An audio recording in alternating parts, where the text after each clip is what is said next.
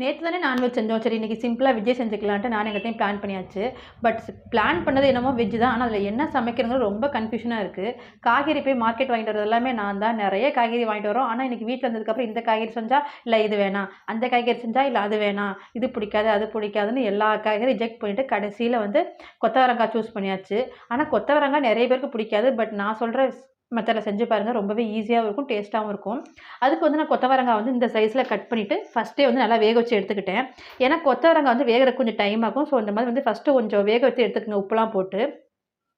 அப்புறம் தாளிப்புக்கு வந்து கொஞ்சமா கடுகு, கருவேப்பில, கொஞ்சம் வெங்காயம் அதிகமா போட்டுக்கங்க. ஏன்னா அதுதான் வந்து இதில கொஞ்சம் டேஸ்ட் அதிகமா குடுக்கும்.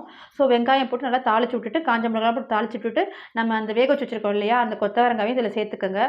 இதுக்கு வந்து டேஸ்ட்டுக்கு வந்து லைட்டா வந்து கொஞ்சோண்டு சில்லி பவுடர் மட்டும் சேர்த்துக்கங்க. நான் கொஞ்சம் மிளகாய் பொடி, கொஞ்சம் கரம் மசாலா சேர்த்து ஆட் பண்ணிக்கிட்டேன்.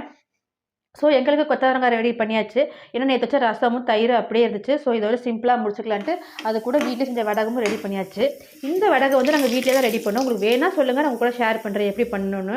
சரி நமக்கு எல்லாம் ரெடி பண்ணியாச்சே, நம்ம வீட்ல ஒரு குழந்தை இருக்கே, அதுக்கு என்ன ரெடி பண்ணலான்னு யோசிக்கும்போது, எனக்கு வந்து டக்குனு இந்த தயிர் சாதம் ஞாபகம் வந்துச்சு. ஏன்னா இனிமேலாம் எதுவும் செய்ய முடியாது பெருசாலாம்.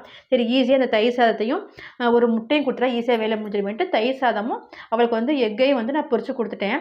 ஏன்னா அவளுக்கு வந்து இது கம்ஃபர்ட் ஃபுட்டு தான். ஸோ வந்து வேற எதுவும் பெருசாலாம் கேட்க மாட்டா. ஸோ இன்னைக்கு ஃபைனலா எங்க வீட்ல வந்து